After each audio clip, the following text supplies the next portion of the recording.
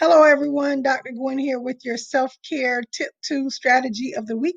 So, this week we are working on being kind to ourselves. We are going to give ourselves the same love and attention that we freely give others on a daily basis. We're going to give that all back to ourselves. We're going to be compassionate and loving, and we are going to reward ourselves for things big and small in the midst of everything that's going on.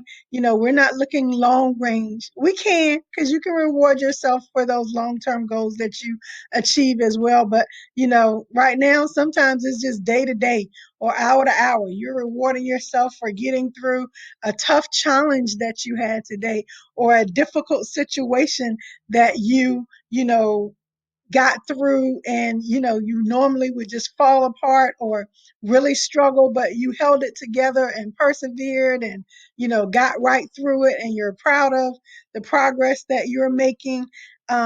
So we are just going to be kind to ourselves this week. Sometimes, I know, I'll just speak for myself, I can be my own worst critic. I can get 50 things done during the day, and beating myself up because there's one thing I didn't get done. I stop it, Gwen, stop it. That's what I've been telling myself lately, and writing in a gratitude journal. I know I talk about that all the times, but sometimes it just helps me at the end of the day to reflect on the things that I did get done.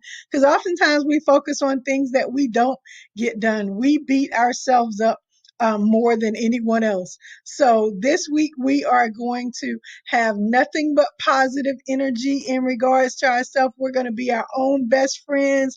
We're going to be our own cheerleaders.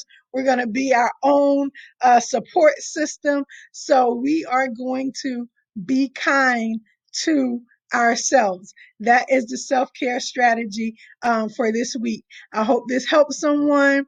Remember to like and subscribe to my YouTube channel if you like these videos. Remember, self-care matters. We're on this self-care journey together. You guys have a great week and take care.